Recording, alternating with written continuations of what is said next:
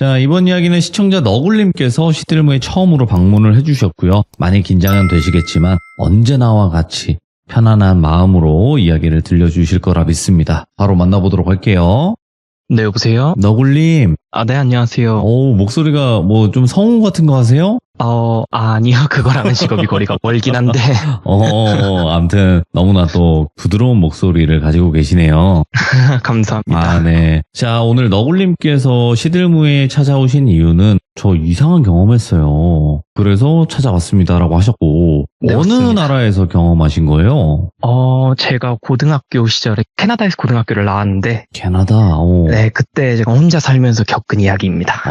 알겠습니다. 캐나다에는 도대체 어떤 일들이 있는지 우리 또 너굴님의 이야기 바로 만나보도록 하겠습니다. 렛츠가! 길이십니다. 너굴이에요.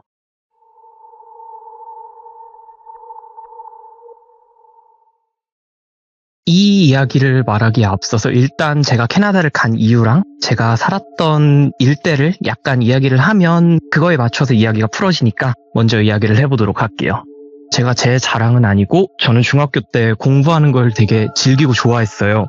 그래서 반에서도 항상 상위권을 다퉜고 전교권에서도 항상 놀았고 중학교 때. 그렇다 보니까 자연스레 저의 장래 희망과 목표하는 대학교가 눈이 좀 높아졌고 그 대학교를 들어가기 위해서는 어떤 특정 고등학교를 들어가야 진학에 이점이 많고 더욱 쉽게 들어갈 수 있다라고 하여서 네. 그때부터 그 고등학교를 목표로 공부를 하고 준비를 하고 이제 중3 끝날 무렵이 돼서 원서 접수를 했습니다. 근데 제가 꿈꿨던 그 직업과 저의 수준의 벽이 높았는지 아쉽게 고등학교를 떨어지게 됐어요.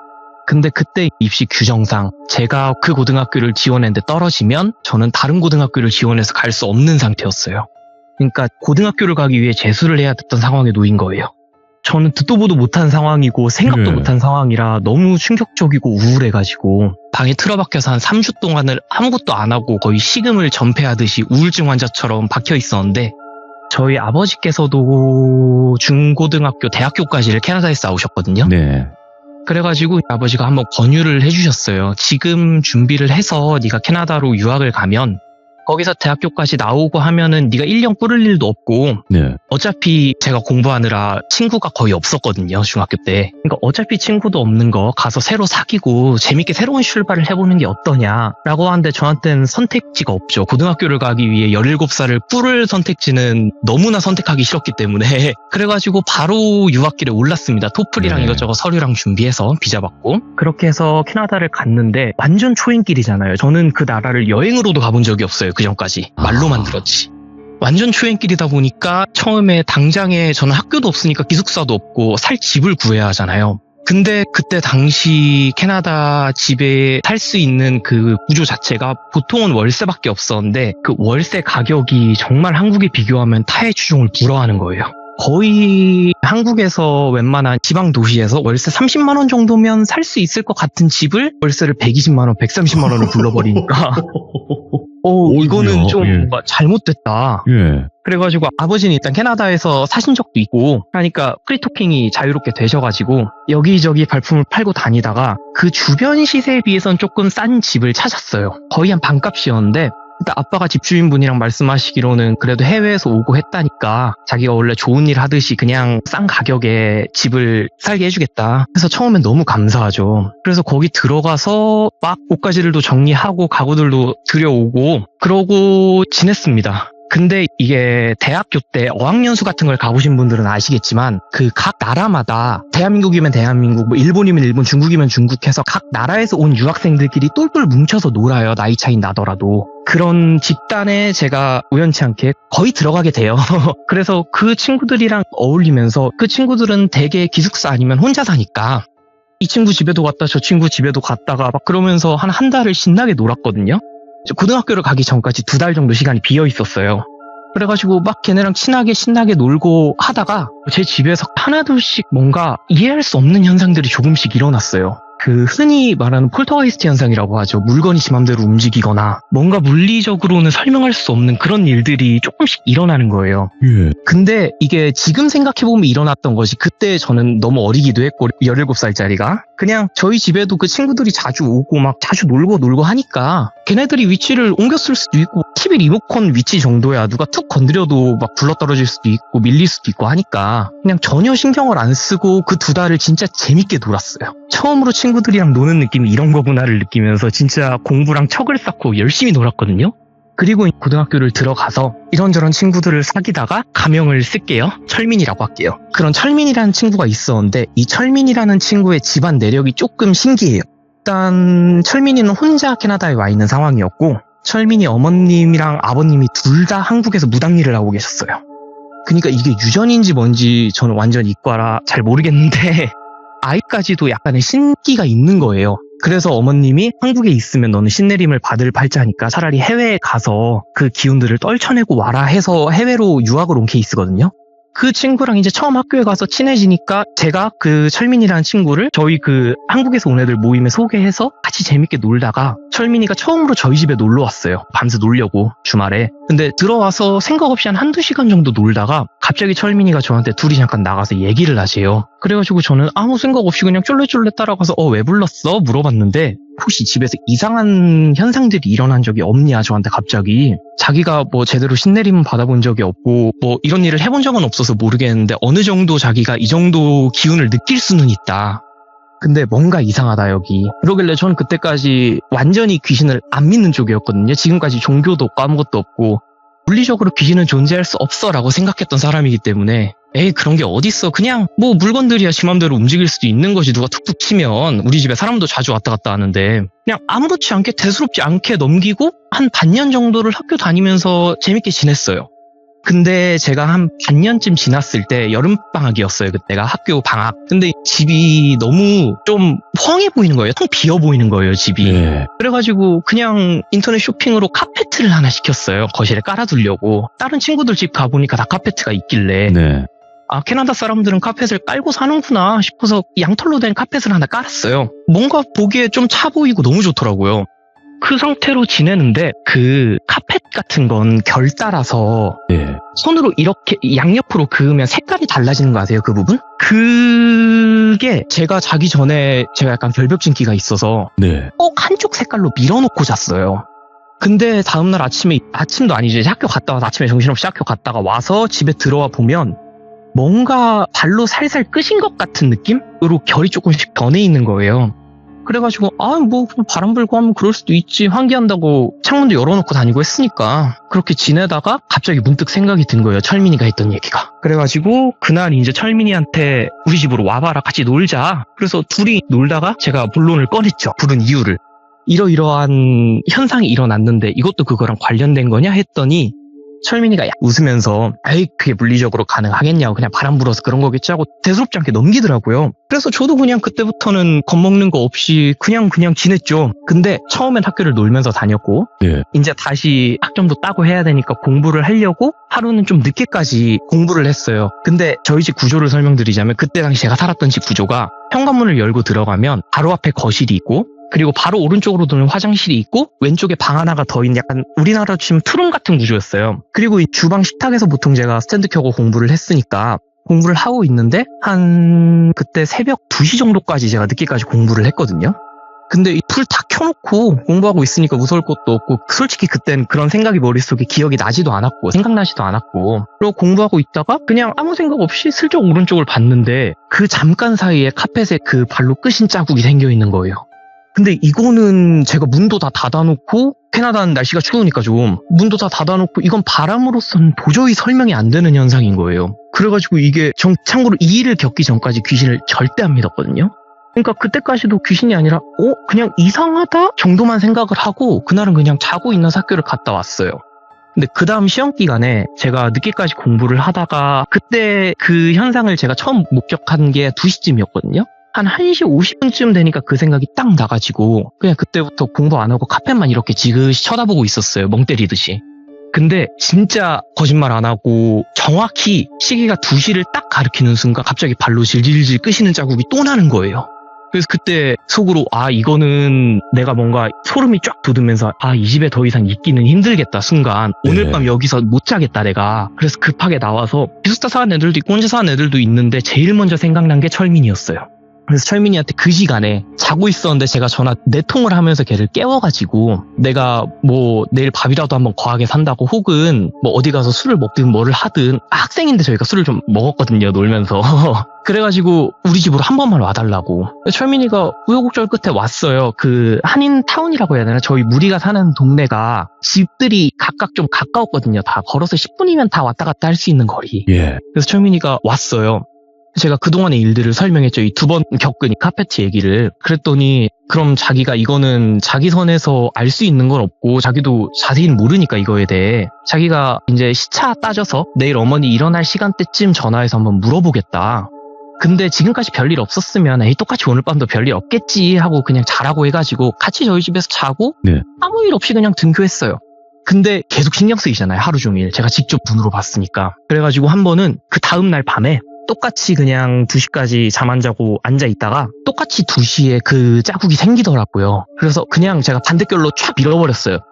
한 번 지나간 자리 촥 밀었는데 그게 제가 밀어본 적은 없어서 왜 또 생긴지는 모르겠는데 갑자기 그 자국이 같은 자리에 또 생기는 거예요. 이번엔 반대 방향으로. 그러니까 이 카펫 위를 양옆으로 이렇게 왔다 갔다 하는 듯한 느낌인 거예요. 그래가지고 저는 비행기 타고 13시간, 14시간 거리 나라에 혼자 있는데 예. 전화해서 엄마 아빠한테 와달라고 할 수도 없고 너무 무서워가지고 예. 그날은 그냥 제가 다른 친구 집에 가서 자고 제가 직접 철민이 어머님 번호를 받아서 전화를 했어요. 이러이러한 일들이 일어나는데 나는 이 나라에 온 지 1년도 안 된 상태고 지금 너무 무서워서 뭘 어떻게 해야 될지 모르겠다. 그랬더니 철민이 어머님이 그래도 자기 아들 친구기도 하고 하니까 나중에 한국에 들어와서 건강하게 밥 한번 사고 자기가 어차피 해외 놀러 가는 겸 한번 와주시겠다는 거예요. 아들 얼굴도 볼 겸. 네. 너무 감사해가지고 일정 맞춰서 철민이 어머님이 캐나다에 오시기까지 한 4일에서 5일 정도 텀이 있었는데 4일에서 5일 동안 집을 비워놨어요. 제가 그 집에서 앉았어요. 철민이 어머님이 자기가 갈 때까지 집에서 자지 말라고 말씀하신 것도 있었고 저도 너무 무서워서 5일 동안 비워놓고 철민이 어머님이 공항에 내리실 때 철민이랑 같이 가서 공항에서 픽업을 했어요. 예. 픽업을 해드렸는데 저를 보시자마자 처음으로 하는 말씀이 집은 비워놨지? 이거였어요. 아. 한 번도 들어간 적 없지? 그래서 속으로 아 이게 뭔가 있긴 있는 거구나 하고 네 한 번도 들어간 적 없다고 옷도 그냥 그 앞에 아무데나 해서 사 입었거든요. 제가 5일 동안. 한 번도 들어간 적 없다고. 예. 그랬더니 잘했다고 그냥 바로 그 집으로 가보재요. 딱 저희 집으로 모시고 가가지고 제가 현관문을 열고 철민이 어머님이 저희 현관문 앞에 발을 한번 딱 저희 집에 첫 발을 내디든 순간 그러니까 철민이 어머님이 앞장서시고 저는 비밀번호 현관문 열고 뒤에 있었거든요. 철민이 네. 어머님. 딱 뒤돌아보더니 나 혼자 들어간다고 그냥 문 닫고 한 30분 동안 어디 가서 놀다 오든지 앞에서 기다리던지 하라고 절대 들어오지 말라고 그런 말씀을 하시는 거예요. 그래가지고 순간 너무 쫄아가지고 아 네 알겠습니다 하고 30분에서 한 40분 정도 지났던 것 같아요. 30분보다 좀 더 걸렸거든요. 그리고 어머님이 나오시더니 이게 네가 믿을지 안 믿을지 모르겠지만 이 집에 뭐가 있긴 하다. 자세히는 잘 모르겠는데 일단 이 집에서 무슨 사건이 있었던 건 확실하고 그리고 그 혼이 약간 한이 맺혔는지 이 집에서 벗어나질 못하고 있다. 아. 근데 당장에 네 목숨이나 뭐 그거에 지장되는 건 없으니 잠깐 무시하고 자기가 캐나다에 2주 동안 있을 거니까 네. 무슨 일 있으면 연락하고 그래도 잠은 여기서 자도 괜찮다고 말씀을 하시고 가시길래 저는 그냥 아 그래도 내 신변 자체는 문제가 없다니까 마음을 놓고 다시 지냈어요. 거기서 한 5일 정도 더 지냈나? 근데 5일 정도 뒤부터 제가 청각이 되게 예민하거든요. 자다가도 요새 매미 우는 소리에도 깨요 아침에. 매미요. 그 정도로 청각이 예민한데 한 번은 이제 모기 소리는 아닌데 갓난아기가 우는 소리가 엄청 작게 머릿속에서 앵앵대듯이 맴도는 거예요. 모기 소리 비슷하게. 그래가지고 그냥 처음 그걸 겪자마자 그날 그 시간에 새벽 4시 정도 됐었는데 그냥 옷 입고 학교 갈 준비 다 해서 그 시간에 나와버렸어요 집에서. 그리고 철민이 어머님은 주무시고 계실 테니까 이 시간에 내가 어디 집을 가서 두드려서 재워달라 하긴 너무 민폐고 그날은 그냥 동네 패스트푸드점 가가지고 2-3시간 뻐기다가 학교를 갔거든요. 시간을 죽이다가. 그리고 이제 그 얘기를 철민이 어머님한테 해드렸더니 아기 울음소리가 들릴 수가 없었대요. 자기가 갔을 때는. 그러니까 아기의 혼이 느껴지지는 않았다는 거예요. 그래가지고 이게 진짜 뭐지 머릿속으로 너무 복잡하게 생각을 하다가 이제 드디어 아버지한테 전화를 했어요. 제가 이러이러한 일들이 있어서 나 진짜 무서워서 못 살겠다 했더니 아버지가 집주인분한테 연락을 해보겠대요. 무슨 일이 있었는지 혹시 처음 계약할 때 숨긴 사실은 없는지. 아버지가 집주인이랑 전화를 하고 다시 저한테 전화를 주셨는데 집주인은 지금 생각한 거짓말인 것 같긴 한데 끝까지 아무 일도 없었다. 그냥 아들이 예민한 거 아니냐는 식으로 일관을 했다는 거예요. 이야기를. 그래가지고 제가 겪은 일들이랑 집주인이 말한 사실이랑 너무 모순적이니까 제가 그냥 그 집에 더 이상 자지는 못할 것 같고 무서워서 그냥 그때 철민이 어머님이 철민이 집에 있었으니까 거기서 좀 며칠을 같이 지냈어요. 그렇게 철민이 어머님이 한국으로 돌아가시면서 내가 해외에서 구술하거나 할 수는 없다. 난 한국에서만 뭔가 자신의 영향력이 있다고. 그래가지고 그냥 조심만 해라. 제가 그 얘기를 듣고 이제 이 집에선 진짜 절대 못 지낼 것 같아서 내가 알바까지 하면서 돈을 보탤 테니까 그냥 이사를 보내달라 예. 해서 이사를 갔어요. 이사를 간 후로는 그런 일 전혀 없고 잘 지냈는데 제가 그 이사를 가고 한 3, 4일 정도 있다가 철민이 어머님이 한 말씀이 떠오른 거예요. 오. 이 집에서 무슨 사건이 났을 것이다. 그래서 캐나다 큰 시립도서관 같은 데를 가보면 지금은 모르겠는데 그땐 캐나다에서 지역신문을 매일매일 지역신문을 이렇게 모아서 잡지? 책처럼 꽂아놓는 그 책꽂이가 있었거든요. 그래서 제가 한 20년 전부터 매일매일의 지역신문을 그때부터 일주일 동안 매일 도서관을 가서 하나하나씩 다 읽어봤어요. 그랬더니 제가 그 집에 들어가기 한 3, 4년 전쯤에 그 집에서 한번 작게 불이 나가지고 건물 전체가 다 탈만한 큰 불은 아닌데 그 집에서 작게 불이 나서 그때 자고 있던 그 애엄마랑 갓 태어난 지 생후 1, 2개월 정도밖에 안 된 신생아가 죽었다는 기사가 있는 거예요. 그래서 한동안 그 집이 공실이었는지 뭐였는지 모르겠어요. 근데 4년 뒤에 제가 그 집에 들어간 거였어요. 제가 그걸 보고 아버지한테 얘기해서 제가 집주인이랑 전화를 했어요. 네. 제가 외국인이라 그런 것까지 찾아볼 거라는 생각을 전혀 안 했는지 당황하더라고요. 그러면서 자세히 말을 해주었는데 제가 그 카펫을 놨던 자리에서 예. 아이랑 아기 엄마가 이불을 펴놓고 자다가 불이 나가지고 거기서 불에 타서 죽은 것도 아니고 그냥 질식사를 한 거예요. 거기서 질식사를 해가지고 집주인 입장에서는 이게 한국이나 거기나 마찬가지인가 봐요. 집값이 떨어질까봐 그렇지. 예. 안 좋은 서로 소문. 시시하고 한참 동안 그 집에 사람을 안 들이다가 그 다음에 제가 4년 만에 들어온 거래요. 집 리모델링을 싹 한 상태에서. 그러니까 겉보기엔 아무 문제가 없는 집이었는데 갔더니 이상현상들이 하나씩 일어났던 거예요. 그래가지고 저는 더 이상 그 집에 살진 않으니까 집주인분이랑 좋지 못한 상태로 솔직히 제가 저 혼잔데 저희 부모님이 그 캐나다에 있는 것도 아니고 뭐 보상을 받기를 할 거예요. 이게 솔직히 고소를 한다 해서 한국에서도 고소가 될 만한 사유는 아니잖아요. 네. 그래서 그냥 무시한 채로 잘 지내다가 저는 거기서 대학교까지 졸업을 하고 거기서 취득한 자격증으로 여기서도 제 전공을 살릴 수 있다 해서 저는 다시 한국에서 살고 있는데 아직도 그 철민이랑은 친하게 지내거든요. 근데 그 철민이랑 철민이 어머님이 그 후에 저희 집에 대해서 이야기를 나눴었나 봐요. 근데 철민이가 그 뒤에 저한테 해준 얘기로는 철민이 어머님께서 이게 자기가 아이의 혼을 못 느낀 게 그 아기 엄마가 그 작은 아기를 안 보이게 품에 꼭 안고 자기가 죽은 자리를 못 벗어나서 예. 그러니까 그 태어난 지 얼마 안 된 아기를 두고 같이 죽으니 얼마나 분통하겠어요, 심정이. 진짜 이건 말로 표현이 안 돼요. 예. 그죠. 그래서 그 자리를 떠나지 못하고 한참 동안 맴돌았는데 마침 제가 거기에 들어가서 그런 이상현상들을 겪은 것 같다고 이게 한국이었으면 구술하든 뭘 하든 할 텐데 해외라서 할 수 있는 게 없어서 어머님이 그 사실에 대해 조금 숨기고 말을 많이 안 하시고 가신 거라고 네. 알아서 이사 가라는 식으로만 말씀하시고 그래서 저는 그때까지는 귀신 뭐 무속신앙 아무것도 안 믿다가 아, 이런 게 있겠구나 싶네요. 그죠? 이런 게 진짜 있을 수도 있겠다 싶어가지고 지금은 뭐 유튜브 같은데 혹은 돌비님 채널 같은데 귀신 관련된 썰이 나오면 이건 진짜 있을 수도 있는 사연이겠다 라고 생각이 바뀌고 뭐 무슨 이상한 일이 있으면 정신병원보다는 점집을 먼저 찾게 되는 약간 사람의 마인드가 바뀌어버린 그런 아주 스펙타클한 이야기가 있었습니다. 실제 제 경험담이고 전혀 하나도 MSG를 더한 게 없어요. 네, 근데 확실히 뭐라 해야 될까, 안타까운 사고지만 결국엔 네. 그 자리에 얽매여 있고 계속 그 아기를 지키는 것 같아요. 그 상황이 반복되듯이. 맞아요. 네, 그래서 아기 소리가 좀 더 작게 들린 게 아마 그 이유인 것 같고. 네, 제가 생각하기에도 아이 엄마가 항상 아기를 품속에 꼭 안고 있어서 소리가 더 작게 들렸던 게 아닌가, 앵앵대듯이만. 그러니까요. 예, 그랬던 것 같고, 그리고 너굴님께서도 말씀해 주셨지만 이게 사람이 경험을 하면 그때서는 생각이 바뀌어요. 맞아요. 진짜 네. 경험을 해봐야 바뀌더라고요. 근데 경험하지 않으면 딱 거기까지. 예, 딱 내가 경험한 데까지만 사람은 알 수가 있거든요. 그렇죠. 이거는 뭐 귀신뿐만이 아니라 모든 것에 다 적용이 되는 거니까. 맞아요. 그래도- 어떤 사건 사고든 맞아요. 예, 오늘 너굴님께서 근데 말씀을 굉장히 잘하시는데? 감사합니다. 오늘 처음 참여하신 게 아닌 것 같은.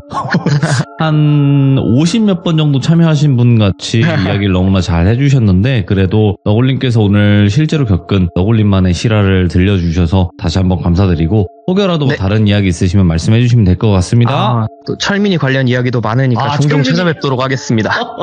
괜히 나온 게 아니었구만요, 철민이가. 그쵸. 예, 알겠습니다. 여러 가지 뻗어나갈 이야기가 많습니다. 감사합니다. 고맙습니다. 네, 감사합니다. 좋은 밤 네. 되세요.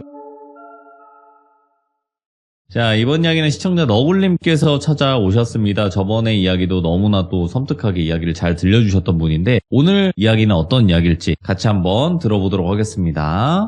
여보세요? 너굴님, 안녕하세요. 너굴님 반갑습니다. 네, 안녕하세요. 네. 자, 오늘 너굴님께서 이렇게 또 찾아와 주셨고, 오늘 해주실 이야기의 주제가 있을 것 같아요. 어떤 걸까요? 시멘트라고 먼저 말씀드리고 이야기를 시작하겠습니다. 뭐야? 어떻게? 너무 시멘트요? 조금 섬뜩한 이야기이긴 합니다. 아, 알겠습니다. 자, 시멘트 색처럼 굉장히 뭔가 차가운 느낌인데 바로 만나보도록 하겠습니다. 렛츠고! 길이십니다. 너구리예요.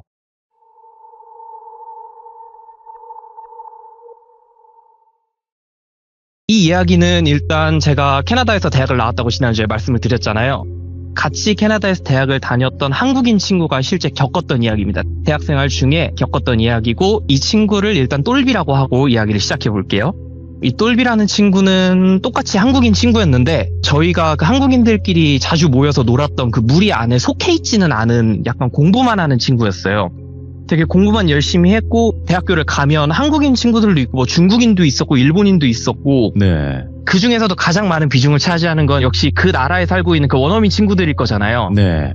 근데 그 친구들을 다 제치고 외국인이 꽈탑을 먹을 정도로 공부를 열심히 하고 잘하는 친구였어요.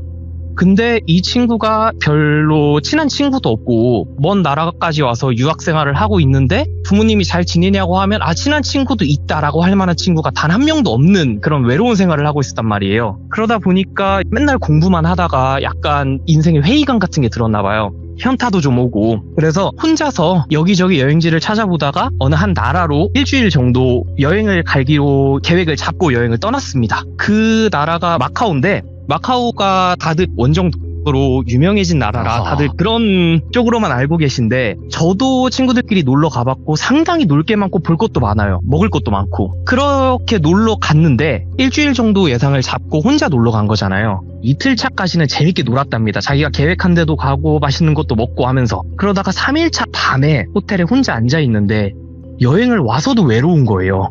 그래가지고 뭐 할까 하다가 인터넷을 좀 찾아보니까 이 나라가 유명하다. 그거를 듣고 나도 한번 카지노를 가볼까? 그냥 장난삼아 재미삼아 하룻밤 가서 좀 놀아볼까? 하고 그날 밤에 카지노를 향했답니다. 예.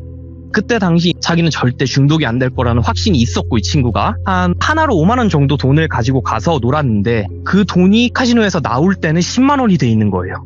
첫날 원래 갖고 갔던 돈의 2배를 불린 거잖아요. 그렇다 보니까 너무 신나가지고 이제 3일차부터는 머릿속에 카지노 생각밖에 없는 거예요. 와, 내가 어제 1,000만 원을 갖고 놀았으면 이게 2,000만 원이 되는 건데, 이거는 내가 캐나다에서 일을 하면서 공부하면서 벌기에는 너무 큰 돈이다. 마카오니까 돈 좀 한번 벌고 가서 캐나다에서 좀 편하게 공부를 해보자 라는 생각으로 그 다음날 그 다다음날도 계속해서 카지노를 찾았답니다. 여행 계획은 다 이미 수틀린 지 오래고. 그렇다 보니까 이게 도박의 성질상 그 다음부터는 계속 돈을 잃기 시작했대요. 근데 사람 성격이 한번 잃기 시작하면 자기가 원래 모아뒀던 돈까지 까서 원금 회복은 해야지, 이게 되잖아요. 그래가지고 계속해서 자기가 캐나다에서 일하면서 모았던 돈까지 다 썼는데 그 돈이 다 하루아침에 삭제가 됐대요. 그래서 이 망연자실해서 당장에 호텔비 연장할 돈도 없고, 그 카지노 앞에서 숨 죽이고 그냥 이렇게 멍 때리면서 앉아있는데 어느 한 동양인이 갑자기 말을 걸어왔대요, 영어로. 같은 동양인인 것 같은데 힘든 일 있으면 자기도 카지노 다니는 사람인데 이자 안 받고 그냥 원금만 달라, 돈을 빌려주겠다, 자기가 오늘 돈을 따서 기분이 좋다, 같은 동양인끼리 돕고 살자. 근데 우리가 초면이니 돈을 빌리고 싶으면 작게나마 서류 한 장은 적자. 그래서 영어로 말하길래 그냥 알겠다고 하고 그 서류를 받았는데 당장에 돈이 급해서 무조건 돈을 빌려야겠고 그 서류를 받았는데 이게 마카오가 약간 중국 쪽 언어를 사용하거든요. 근데 그 계약서의 언어는 다 중국말이었대요.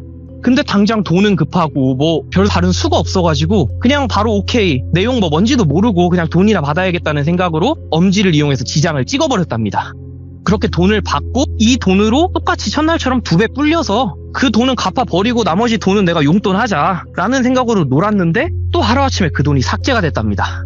그 삭제가 된 시점이 여행 4일차예요. 거의 이틀 만에 모아둔 돈 다 까고 빌린 돈까지 다 깐 거예요. 그 상태로 여행은 7일차까지 계획이 돼 있으니까 내가 여기 7일차까지 있기로 했는데 그 다음날 또 그냥 미련을 못 버리고 카지노 근처를 어슬렁대고 있는데 어제 그 남자가 또 말을 걸었대요. 어제 도박은 잘했냐? 돈 갚자 이제. 하룻밤이면 솔직히 그거 1.5배만 불렸어도 내 돈 갖고 네 용돈은 충분할 거다. 근데 수중에 갖고 있는 돈이 진짜 땡전 한 푼도 없었대요.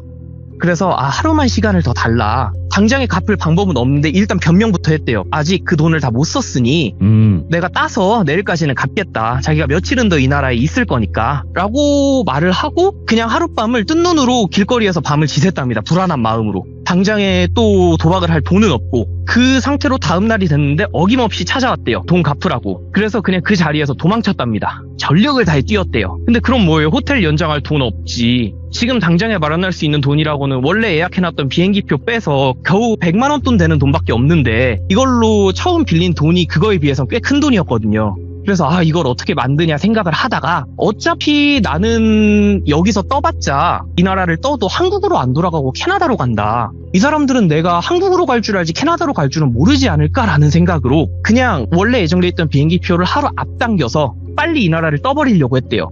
그리고 잘 데가 없으니까 또 혹시나 찾아올까봐 불안해서 공항에서 노숙을 했답니다. 그날 밤은. 자고 그 다음날 아침에 이 나라를 떠버리려고. 그렇게 공항에서 자고 일어났는데 벤치에서 자고 일어났는데 자기 벤치 양옆 벤치 앞뒤 벤치로 어떤 되게 험상궂게 생긴 남자 4명이 자기를 에워싸고 있었대요. 자기가 깨기만을 기다리면서. 그러면서 자기가 깨니까 영어로 우리가 왜 찾아왔는지 알지? 같이 가자라고 말을 하고 되게 그냥 별로 과격한 행동 없이 같이 그냥 공항을 나섰대요. 공항을 나서는 순간 그들의 행동이 돌변했답니다. 바로 어떤 찝차? 합차 같은데 트렁크에 자기를 밀어넣어버리고 그 즉시 입에는 재갈을 물리고 눈엔 안대를 씌우고 손발을 묶어버렸대요. 똘비라는 친구는 그냥 공포에 떨면서 차가 한 3시간 가까이 어딘가로 이동했다는데 그냥 가만히 그 차에 있었답니다. 그리고 한 3시간 정도 뒤에 자기가 땅바닥에 던져지는 느낌이 들었대요. 그리고 뭔가 철컹철컹 채우는 소리가 들리고 그냥 그 사람들은 자기를 어딘가에 가둬버리고 가버렸답니다. 그렇게 하룻밤이 지났대요. 진짜 이게 그 친구가 말해줬는데 손발이 묶인 건 괜찮대요. 근데 말을 못하고 눈이 안 보이니까 여기가 어딘지 지금 시간이 몇 시인지 아무것도 알 수 있는 게 없잖아요. 진짜 그때부터는 사람이 미친답니다. 와. 체감상 약 24시간 정도가, 그것도 그냥 그 친구 말이에요. 24시간 정도가 지났다는데 그 어떤 남자가 자기가 있는 곳으로 찾아왔답니다. 문이 열리고 들어와서 영어로 자, 하룻밤을 더 시간을 줬으니 돈을 갚아라. 근데 전에 말했듯이 손발은 묶여있지 눈은 안 보이지 말도 못하지. 그리고 이미 이 나라를 뜰 생각으로 공항에 있었으면 자신의 모든 소지품을 다 갖고 있었을 거 아니에요. 그건 다 뺏긴 상태로 핸드폰조차도 없이 하룻밤을 묶여 있었으니 이게 돈을 어디선가 마련할 방법이 전혀 없잖아요. 그래서 그 친구가 똑같이 대답을 했대요. 돈을 마련할 방법을 줘야 자기가 돈을 구하지. 이 상태로 어떻게 돈을 만드냐 하루아침에. 그랬더니 그 말이 끝나기가 무섭게 턱으로 어퍼컷 한 대가 날라오더랍니다. 그걸 맞고 진짜 뇌 끝까지 다 울리는 느낌이었대요. 덩 쪄가지고 가만히 있는데 재갈을 먼저 풀어줬대요. 그리고 자기가 먹어보니까 알았는데 쬐끄만한 빵 하나랑 작은 컵에 우유 담아서 빨대 꽂아주고 나갔대요. 겨우겨우 입으로 그거 먹고 우유 마시고 하루를 또 버텼대요. 근데 이때까지도 아무것도 없어요. 손발은 묶여있고 핸드폰도 없어요. 그 다음날 또 하루가 지나고 체감상 어느 한 남자가 들어오더니 그 처음 들어왔던 남자랑 또 다른 남자였대요. 목소리든 말투든 모든 게. 들어와서 이제 돈을 안 갚았으니 원래 갚기로 했던 거 2배로 갚아라. 근데 아무 돈을 갚을 수단을 주지 않고 그냥 2배로 올려버린 거예요, 가격을. 근데 아직 돈을 갚을 능력이 전혀 안 되잖아요. 그래서 오늘 당연히 돈을 만들 수가 없었다. 벌벌벌 떨면서 얘기를 했더니 네. 이번에는 똑같은 어퍼컷을 같은 자리에 2대를 때리더래요. 두 번째 날은. 그리고 손을 풀어줬대요. 그 손을 풀어주고 똑같이 빵이랑 우유 던져주고 나가는데 와, 손을 풀어주니까 알겠더래요. 자기가 발버둥을 쳐도 이 자리를 못 벗어났던 이유를. 발에 어떤 그 쇠사슬 같은 걸 걸고 기둥에 쇠사슬을 묶어놨더래요. 그러니까 아무리 발버둥을 쳐도 그 강아지 목줄 채워지듯이 그 자리에서 벗어날 수가 없었던 거예요. 그 상태로 또 하루가 지났어요. 그 다음 날은 또 다른 남자가 들어와서 돈을 갚으래요. 근데 아직까지 갚을 수단이 전혀 없으니까 또 돈을 못 갚겠다. 그랬더니 이제는 똑같은 어퍼컷을 3대를 때리더래요. 근데 첫째 날, 둘째 날, 셋째 날 같은 아랫부분에 주먹을 6대를 맞다 보니까 이게 재갈이 풀려도 말이 제대로 안 나오고 빵을 줘도 제대로 못 씹었대요. 그 지경까지 이르러가지고 거기서부터 빌기 시작했대요. 핸드폰이라도 주면 어떻게든 자기가 그 돈을 마련하겠다. 근데 2배로 올랐을 때 돈이 그때 당시 하나로 1억이었어요. 이 얘기가 한 10년 정도 된 이야기니까 10년 전 하나로 1억 정도의 돈을 어떻게든 마련해 보겠다. 그랬더니 그 남자가 그냥 씩 웃으면서 또 똑같이 빵이랑 우유를 던져주고 이제는 발을 풀어줬답니다. 근데 발을 움직이지 못하게 묶인 게 풀린 거지 자기가 기둥에 묶여있는 그 쇠사슬이 풀린 건 아니에요. 발은 자유롭지만 한쪽 발이 기둥에 묶여있어서 움직이진 못하는 상태. 더군다나 아직까지 안대는 벗겨지지 않은 상태예요. 아직까지 앞을 전혀 못 보니까 진짜 그때부터는 그냥 죽는 게 낫겠다 싶을 정도로 정신 분열이 오더래요. 내가 진짜 돈을 괜히 했지. 왜 이 먼 나라까지 와서 돈 때문에 고생이냐. 이 생각을 하고 또 하루가 지났대요. 그때부터는 내일은 나를 어떻게 때릴까라는 걱정밖에 없었대요. 머릿속에 돈보다도. 그래서 그 다음날 또 그 첫째 날, 둘째 날, 셋째 날 들어왔던 사람이랑 또 다른 남자가 들어오더니 예. 이제 또 돈을 갚으라고 하더래요. 근데 아직까지 핸드폰이 없으니 당연히 못 갚죠. 당연히 못 갚는다고 하니까 안대를 풀어줬대요. 그리고 딱 눈을 드디어 앞이 보여서 시야를 딱 밝혔는데 어느 공장 같은 데 구석에 자기가 묶여있고 한 4명의 남자가 들어와서 자기를 이렇게 뚫어져라 쳐다보고 있더래요. 못 갚겠다고 하니까 그때부터 4명이 집단 린치를 날겼대요. 똘비한테. 진짜 죽기 직전까지 맞고 팔 몇 군데 부러진 것 같고 다리도 제대로 안 움직이고 이 상태에서 여기가 뭐 하는 곳인지를 알려주더래요. 이 공장이 시멘트를 만드는 공장이다. 근데 우리가 널 여기로 데려온 이유가 있다. 이게 아실 분들은 아시겠지만 시멘트를 처음 만들 때요. 약 1400도 이상의 고온으로 한번 가열하는 과정이 있어요. 근데 그 가열하는 과정을 거치는 공장이었던 거예요, 거기가. 그 남자들이 영어로 너를 잘못되게 만든 후에 우리가 그냥 너한테 단물 다 빨아먹고 너의 흔적을 저 공장 통 속에 집어넣어버리면 너는 흔적도 없이 마카오 어딘가에 도로로 깔려버리는 거다. 우와. 아무리 흔적을 찾을래야 찾을 수가 없다. 우와. 딱 그 말을 해주고 그냥 핸드폰을 던져주고 가더래요. 딱 핸드폰을 던져준 시점 기준으로 한국으로 돌아가 볼게요. 예. 이제 아들이 다시 캐나다로 돌아간다고 한 날짜가 지났는데 돌아간다고 한 날짜 직전부터 연락이 뚝 끊기더니 계속해서 연락이 안 되는 거잖아요. 똘비 부모님은 직감적으로 아들한테 뭔 일이 생겼구나 라고 생각하고 경찰한테도 얘기하고 얘를 찾아다니기 시작한 거예요. 그 상태에서 똘비는 핸드폰을 받았죠. 바로 아빠한테 전화를 했대요. 네. 이러이러한 상황 때문에 자기가 이 세상에서 사라지기 직전이니 불러주는 곳으로 1억 정도만 어떻게 마련해서 입금을 해달라. 자기가 그거는 평생 부모님께 갚고 살겠다. 예. 아버님 입장에서는 연락이 끊겼던 아들이 전화 와서 한다는 말이 자기가 맞아 죽기 직전이 이 세상에서 사라지기 직전이니 돈을 보내달라 이거잖아요. 근데 듣고 보니까 원인 제공은 아들이 한 게 맞아요. 결국에 또 손을 대서는 안 될 돈을 빌렸고 그 돈을 날려먹어서 이렇게 된 거니까.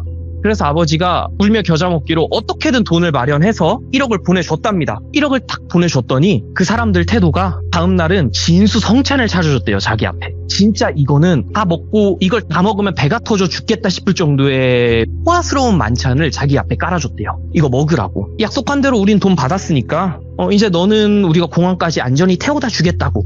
근데 이때 당시 똘비의 상태가요. 너무 많이 맞아서 제대로 씹지도 못하고 말도 제대로 못하고 오른쪽 팔은 내 맘대로 움직이지도 않고 제대로 걸을 수조차 없었대요. 그래서 부모님한테 다시 똘비가 핸드폰을 받은 게 있으니 연락을 네. 했고 그 똘비 부모님이 바로 마카오로 날라와서 현지 병원에서 한 달 넘게 입원 치료를 받았대요. 그 입원 치료를 받으면서 알게 된 게 갈비뼈 3대가 나가 있었고 오른쪽 다리는 거의 불구가 되지 않을까 걱정이 될 정도로 다쳐 있었고 오른쪽 팔은 손이랑 손가락이랑 다 포함해서 8군데 이상이 금이 가고 부러져 있었대요.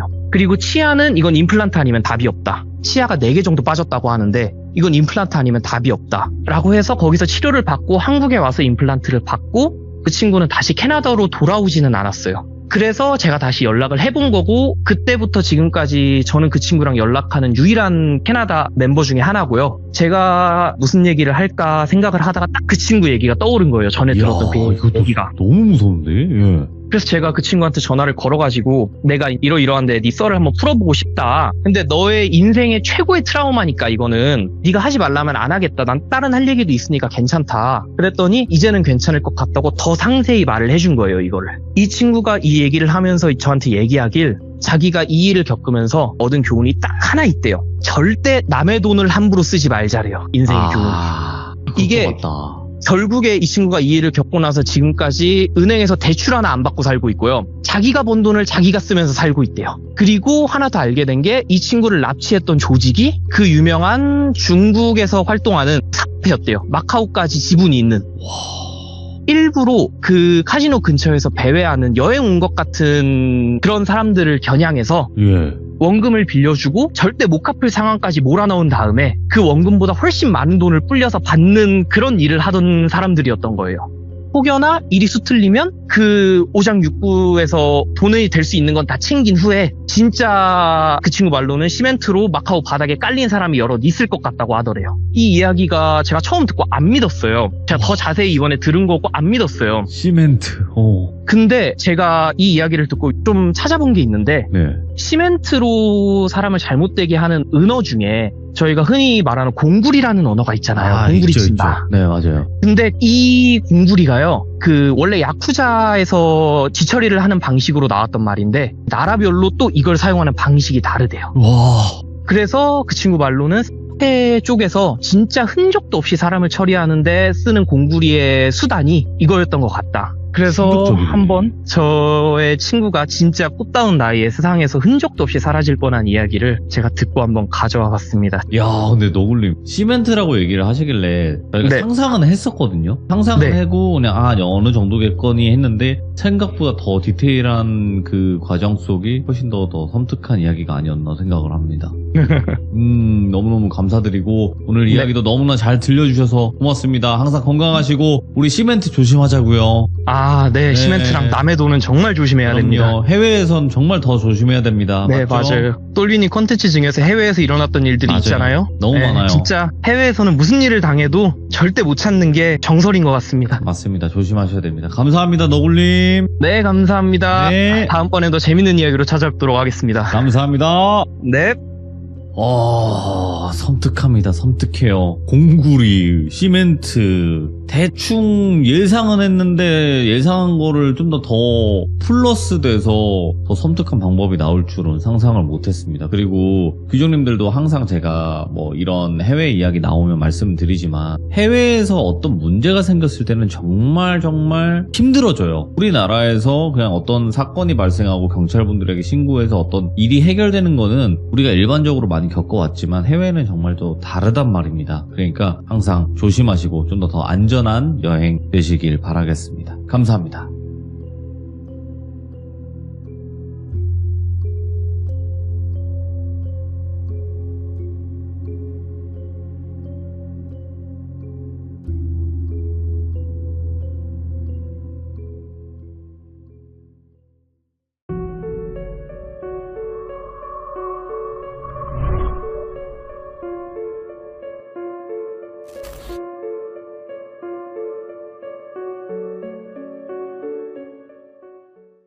자, 이번 이야기는 시청자 난나님께서 찾아오셨습니다. 저번에 첫 등장을 하셔서 오빠와 같이 목격한 그 하얀 선생님 이야기로 등장을 하셔서 굉장히 또 여러 가지 일들이 많으셨었어요, 이분이. 그래서 그때는 그 한 에피소드였던 거고, 오늘은 어떤 이야기일지 같이 한번 들어보도록 할게요. 여보세요? 난나님, 네, 안녕하세요. 아이고, 또 거기 너무 이르죠? 시간이. 괜찮습니다. 거의 그냥 근데 일찍 일어나서 나쁠 건 없어요, 사실. 예. 너무 일찍이긴 밖에 하니까. 눈보라 치는데. 눈보라쳐요, 거기? 네. 자, 일단은 난나님께서 저번에 이제 참여해 주셨을 때 하얀 선생님 이야기로 참여를 하셨어요. 네. 네, 근데 그때 이제 개인 가정사나 그리고 오빠와 아니면 이제 난나님께서 목격하신 그 하얀 선생님 이야기도 너무 충격적이고 무서웠었는데 그 이후의 이야기가 될 것 같아요, 오늘은. 아, 네. 오늘 간단하게 소개 한 번만 해주시면 좋을 것 같아요. 그때 마지막에 이제 어떤 의문의 아저씨가 맞죠? 저희는 바다가 있는 지방에 내려가서 살아야 된다라고 맞아. 해서 그때 오빠랑 저랑 입원 기간이 조금 길었어요. 한 달 정도? 정신적으로 너무 힘들어 했어서 그 한 달을 병원에서 지내다가 이제 다른 지방으로 내려가서 그 집에서 생긴 일인데요. 느낌이 있다. 근데 바다로 왜 가라 그랬는지는 알 것 같아요. 왜냐면 그 바다 쪽에 그 신들 있잖아요. 네. 그 신들이 이제 육지 신보다 좀 싸납고 세가지고 그랬을 수도 그런가요? 있고 모르겠네, 정확한 이유는. 자, 그러면 바로 출발을 한번 해보도록 하겠습니다. 렛츠고! 길이 집니다. 난나예요.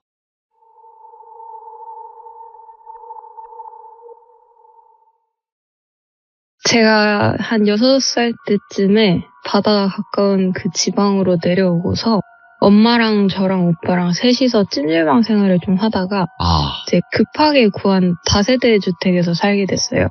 이 지역 시세를 모르는데 부동산 중개인분께서 정말 싸게 나온 거고 싱글맘이 지내기에 집주인분이랑 주변에 거주하시는 분들이 정말 좋은 분이라고 칭찬을 하도 많이 하셔가지고 수중에 있는 돈도 한계가 있었고 그래서 집이 어떻고 말고 생각하기엔 엄마가 선택지가 없으셨다고 해요.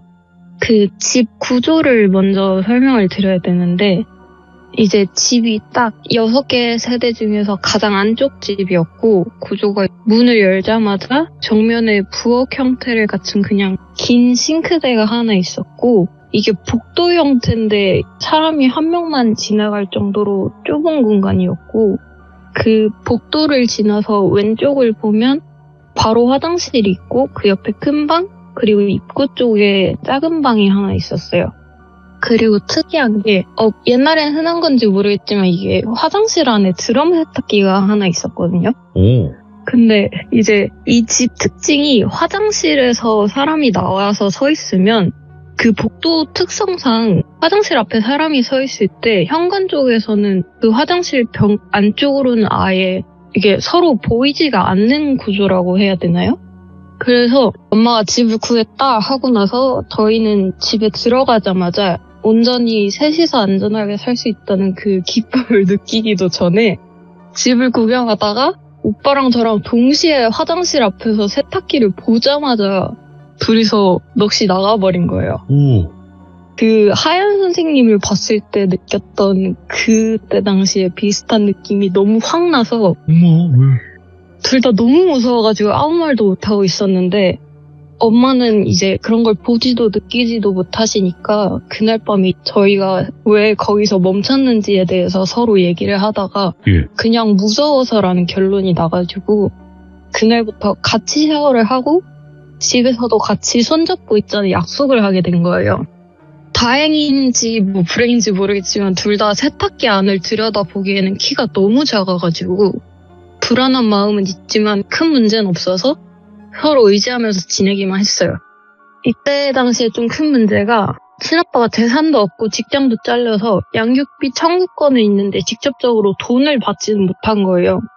심지어 사채빚도 있었고 그래서 그것 때문에 엄마가 아예 이른 새벽부터 정말 밤 늦은 시간까지 온갖 알바를 하면서 일을 하셨기 때문에 저랑 오빠랑 눈을 뜨고 감는 그 모든 순간을 둘이서만 생활을 하게 된 거예요. 초등학생이랑 유치원생이. 아이고. 근데 이제 오빠가 학교를 갔는데 애들이 물어볼 거 아니에요. 니 왜 전학 왔냐고. 근데 오빠가 그 하얀 선생님 얘기를 해버린 거예요. 그것 때문에 도망쳐 나왔다 좀 이런 느낌으로?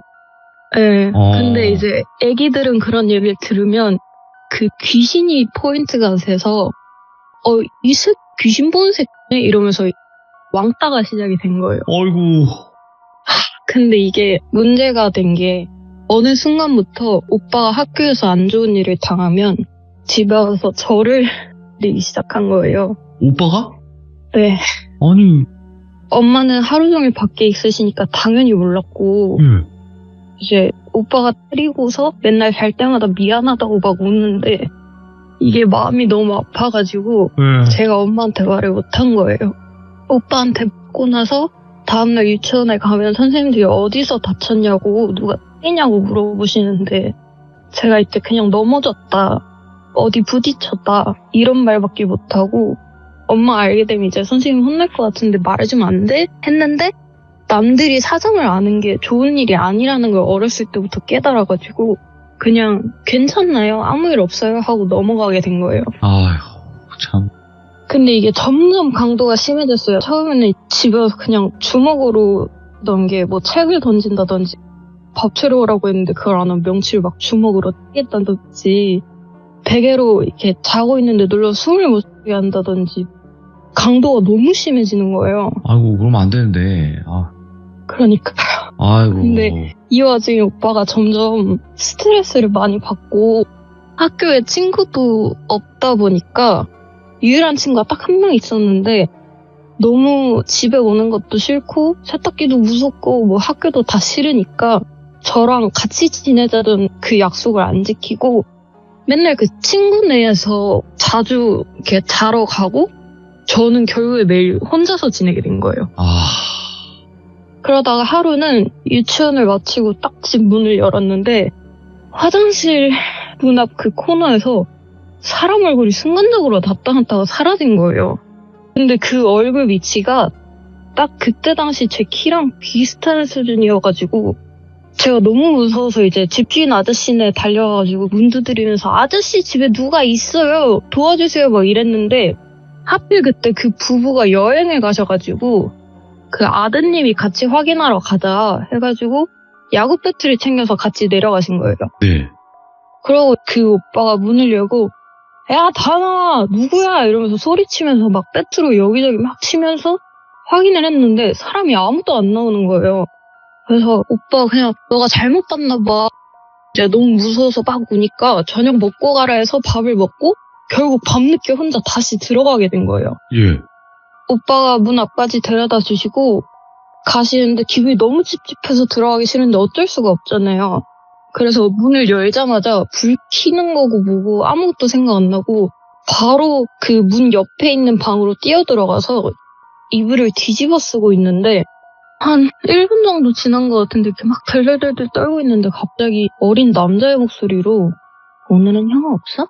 이런 목소리가 들린 거예요. 오늘은 형 그래서 없어? 너무 놀래가지고 이제 손으로 입을 막 틀어막고 숨도 못 쉬는데 오늘은 형아 없어?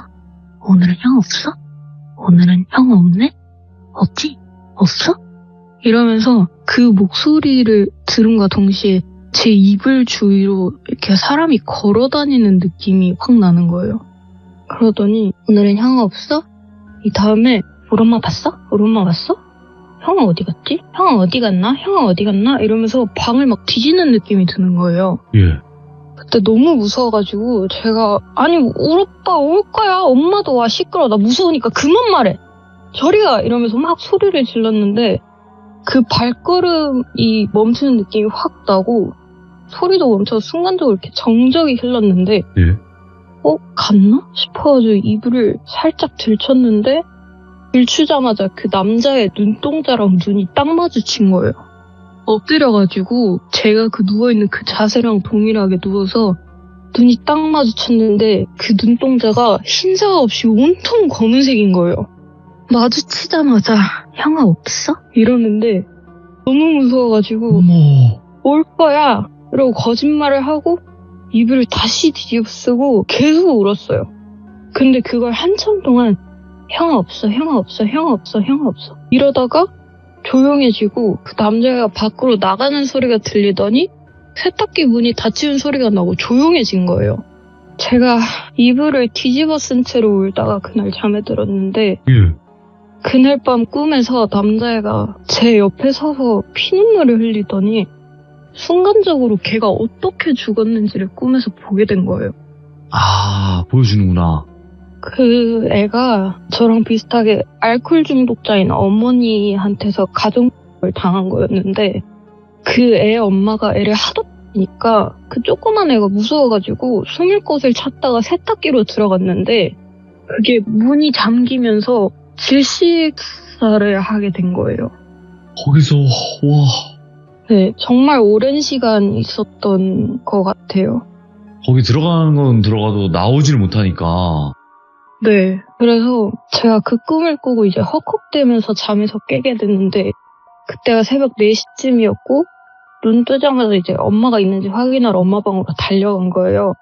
엄마가 깨 계셨고 꿈 얘기를 하니까 엄마가 악몽 꿨다면서 괜찮다 이렇게 진정만 시켜주시고 미안한데 엄마 일하러 가야 된다고 그러고 그냥 신경도 못 쓰시고 가버리신 거예요.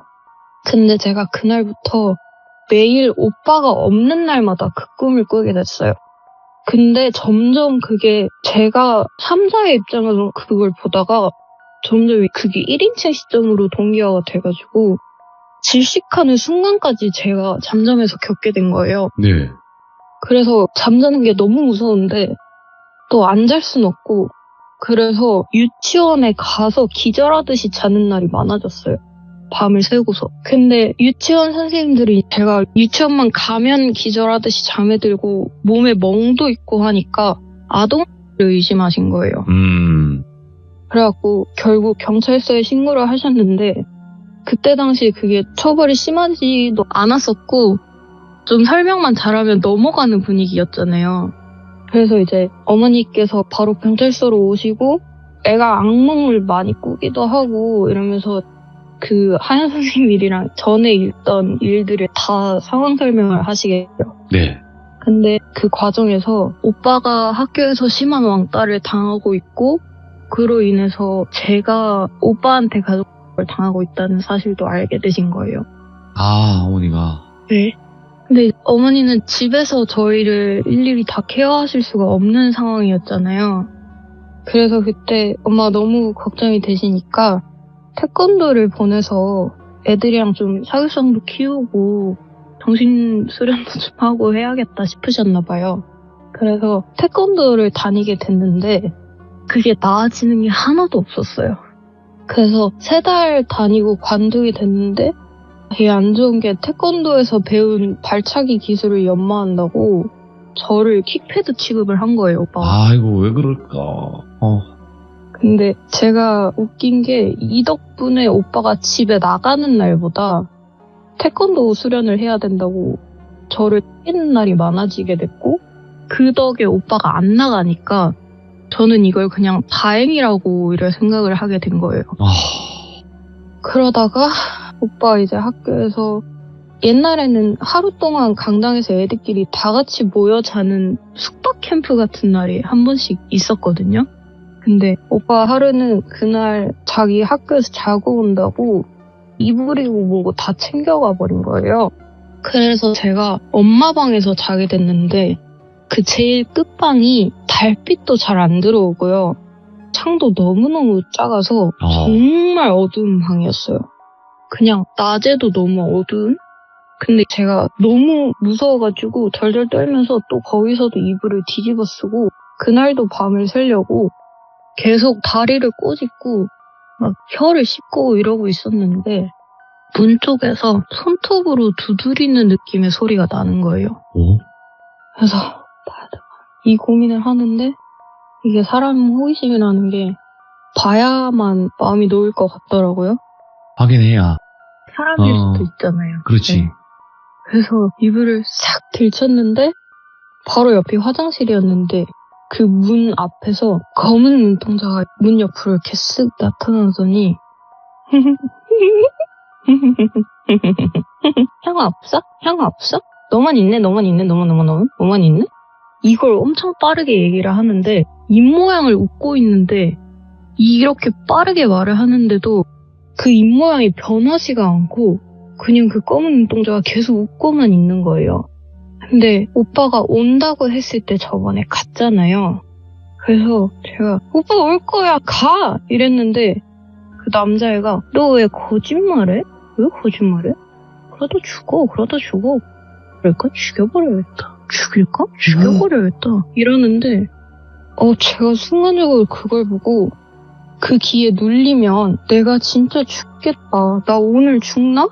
이 생각이 너무 들어가지고 태권도 다닐 때 관장님이 해주신 말이 생각이 나가지고 마음을 가다듬고 기합을 내뱉으면 무서울 게 없다고 하신 말이 생각이 나가지고 계속 합 이러면서 저리가 이걸 계속 반복을 하게 된 거예요. 아, 그때는 그거밖에 할 게 없다, 진짜. 그거라도. 네, 소리를 질러도 소용이 없고 뭘 해도 소용이 없으니까 저는 그거에 눌리기 싫어서 울면서도 그걸 계속 한 거예요. 근데 그걸 계속 외치는데 점점 식은땀이 계속 나고 어지러운 거예요. 근데 그 남자애가 제 기합을 듣더니 합 이러면서 따라하기 시작하는 거예요. 근데 거기 서서 계속 절 보고 웃고 있고 합 이걸 계속 하니까 제가 결국엔 너무 무서워서 비명을 지르게 된 거예요. 근데 이제 옆집 아저씨가 그 비명 소리를 듣고서는 무슨 일이야 문 열어보게 하면서 막 문을 쾅쾅쾅쾅 두드리는데 그 남자애가 그 쾅쾅쾅 두드리는 소리 때문에 문을 한번 쓱 보다가 다시 저를 보면서 눈을 엄청 동그랗게 뜨고 노려보는 거예요.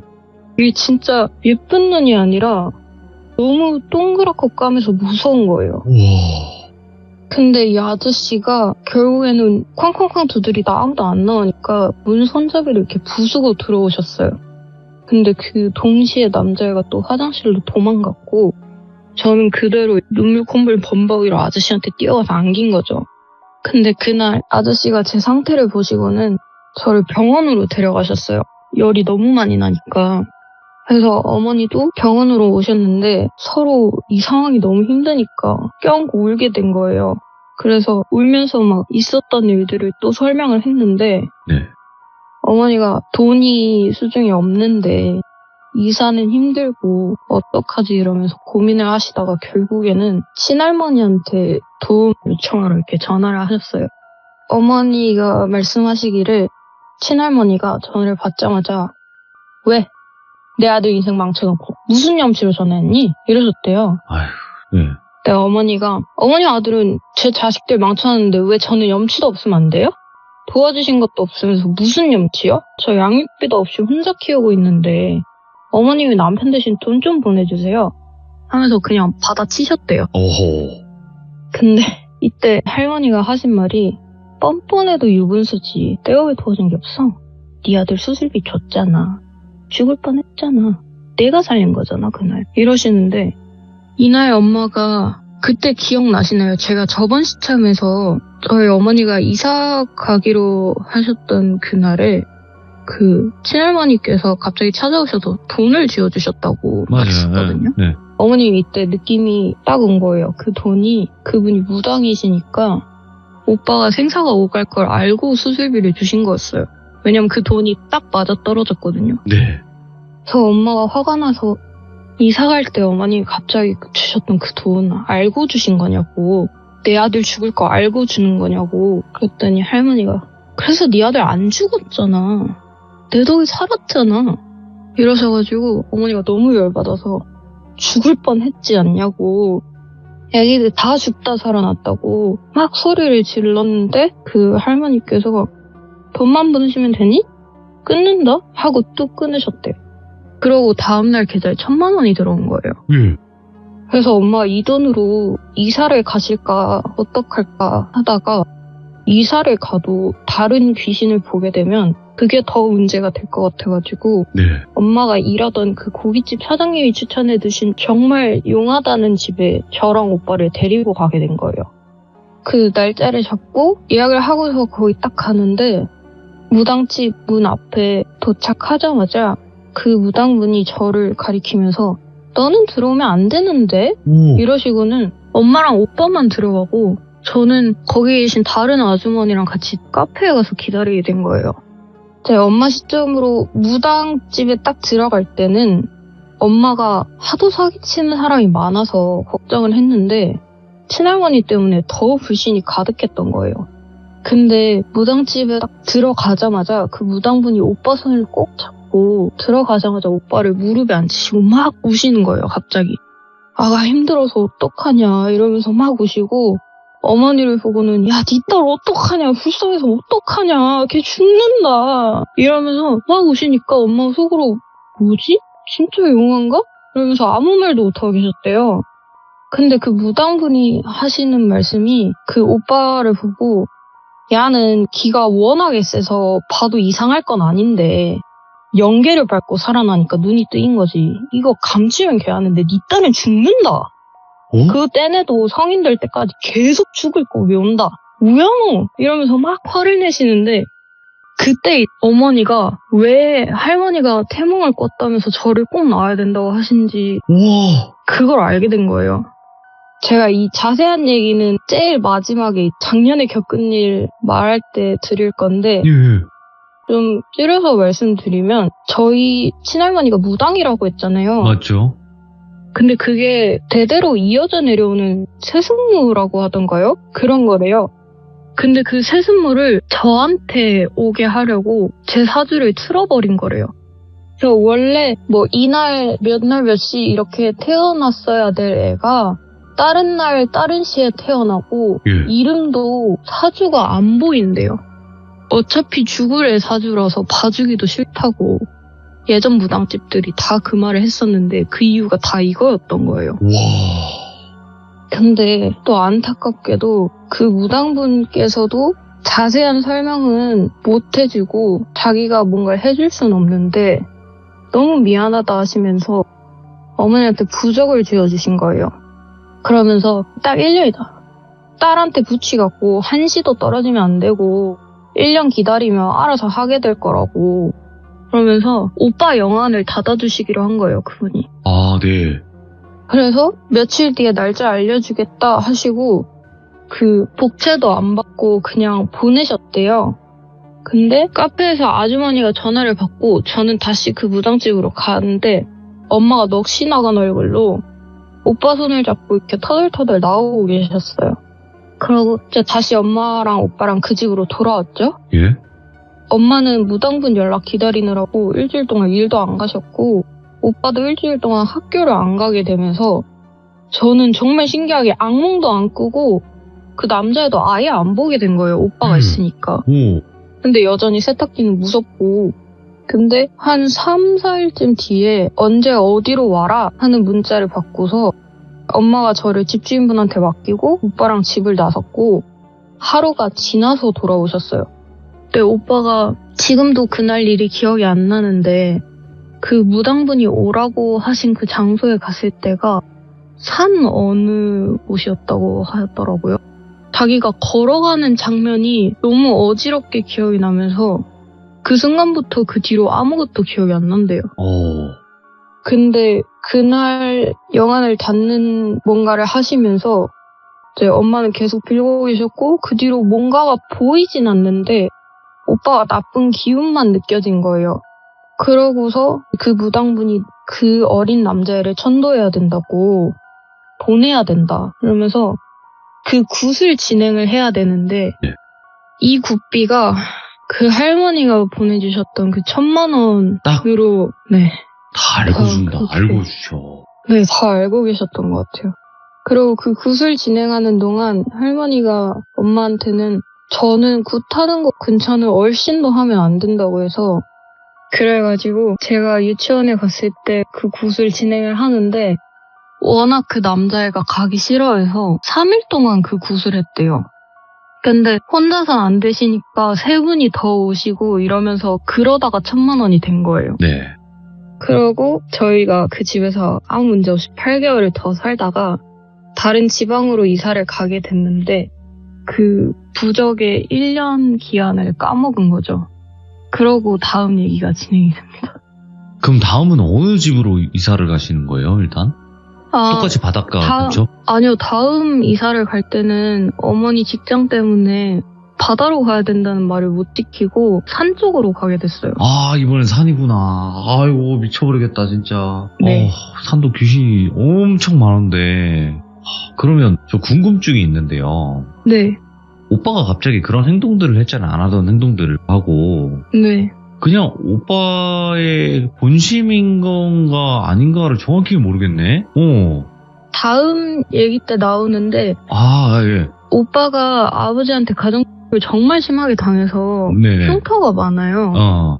근데 그때 당시에 정신적인 충격 때문에 그거를 본인이 따라하게 된 거예요. 본인이 따라하면서 보고 배웠다 이거죠? 학교에서 왕따 당했던 것도 이렇게 힘으로 찍어 누르면 나를 못 건드린다라는 거를 느낀 거예요. 안 좋은 쪽으로 당연히 교육이 됐겠죠. 네. 그랬었을 때는. 근데 정말 힘드셨겠다, 난나님. 지금 이야기하시면서도 중간중간 굉장히 오늘 많이 떨림이 느껴졌거든요. 이러시면서 이제 많이 떠셨는데 혹시 이유가 있으신가? 저도 네. 트라우마가 좀 그치. 있어서 네, 그래서 아직도 힘드셨죠. 병원을 다니거든요. 아이고. 그래서 딴 데다가 중학교 때 딱 한 번 어떤 여자애한테 했는데 저도 이걸로 왕따를 심하게 당해가지고 누군가한테 털어놓는 게 여기가 근데 이게 그게 너무 있어요. 대부분의 사람들이 막 이렇게 저희 채널 이야기 듣다 보면 뭐 귀신 보는 사람들이나 느끼는 사람들 뭐 그런 경험 있는 사람들이 왜 내 주변에 없지? 라고 하시더라고요. 네. 있겠습니까? 얘기하면 이 꼴을 당하는데? 없죠. 있어도 없는 거예요. 정말. 그래서 우리 주변에 잘 안 보이는 거예요. 그런 사람들이. 맞아요. 예, 한 번쯤은 얘는 좀 믿을만하다 해서 말을 했는데 소문이 나고 그 소문이 났을 때 뭐 따돌림으로 이어진다거나 이런 경우가 굉장히 많거든요. 실제로. 아니면 이용만 한다거나. 맞아요. 예, 그게 많아서 없는 거예요. 내 주변에. 그래서 많은 분들이 내 주변에는 없고 맨날 돌비채 노래만 많아 막 이러더라고요. 그럴 수밖에 없는 거죠. 여기는 그나마 익명으로 그냥 목소리만 나가는 거니까. 맞아요. 네, 그래서 두 번째 바닷가집도 어마무시하네요. 여기도. 근데 그 아저씨가 분명히 그랬잖아요. 바닷가 쪽으로 가서 살면 괜찮을 거라 그랬는데 왜 안 괜찮았을까? 저희가 느끼기에는 네네. 그 무당분을 만나게 하려고 그런 게 아닌가. 왜냐면 처음에 저희가 더 어릴 때 어머님이 부당집을 막 수소문을 했는데 네. 그때마다 해줄 수 있는 게 없다고 돌아가라고 했었잖아요. 그렇네. 바닷가에 그 무당이 있으니까 가라는 거네. 그랬던 것 같아요. 해결해 줄 수 있는, 그나마 손을 써줄 수 있는 무당이 그 바닷가에 있다. 네. 그러면 어차피 예전 과거니까 그곳이 네. 어디였어요? 그 바다가? 통영 쪽이었어요. 통영? 통영 꽤나 멀리 가시긴 했네요, 확실히. 네. 그랬구나. 통영에 있는 바닷가 집에 간 이유가 있었네요. 거기서 힘든 꼴을 겪어도 오빠는 해결할 수 있는 그런 곳이었으니까. 그죠. 자, 다음 곳은 산이라고. 나 지금 벌써부터 지금 다음 곳은 산이라고 하셨는데 그 산이 어딜지는 모르겠지만 다음번 이야기 때 꼭 들려주시길 바라겠습니다. 그리고 난나님 다시 한번 말씀드리지만 난나님의 잘못 이런 거 없어요. 사람은 상황에 따라서 다르게 행동을 할 수 있고 그렇게 할 수 있어요. 저는 그리고 또 한 가지 말씀드리고 싶은 거는 난나님의 가족 이야기를 하지만 그 가족이 안 좋은 얘기잖아요. 지금 이게. 그렇죠. 남들은 비난하고 욕할 수 있는 상황이잖아요. 근데 저는 항상 시청자분들께도 말씀드리지만 난나님은 가족을 욕할 수 있어. 하지만 시청자분들은 그래도 시청자분의 가족이니까 좀 자제해서 댓글 남겨주시면 좋겠다라고 다시 한번 말씀을 드리고 난나님께서도 용기 내서 이렇게 말씀해 주셔서 다시 한번 감사드리고 다음번에 그 산 이야기 바로 들려주시기 바라겠습니다. 감사합니다, 난나님. 네, 감사합니다. 네, 고맙습니다. 네. 이게 오늘 두 번째 이야기거든요. 첫 번째 이야기랑 이어지긴 해요. 안 이어지는 이야기는 아니에요. 하지만 별개의 에피소드긴 합니다. 하지만 1편의 이야기를 들어야 2편이 소름이 확 다가와요. 더 어쩔 수가 없어요. 그 전개나 왜 이런 상황이 발생을 했고 이게 이어지기 때문에 1편의 이야기를 꼭 들어보셔야 되고 오늘의 이야기도 너무나 잘 들었고 레전드 이야기가 아니었나 싶습니다. 시청해주신 모든 분들 감사드립니다. 고맙습니다.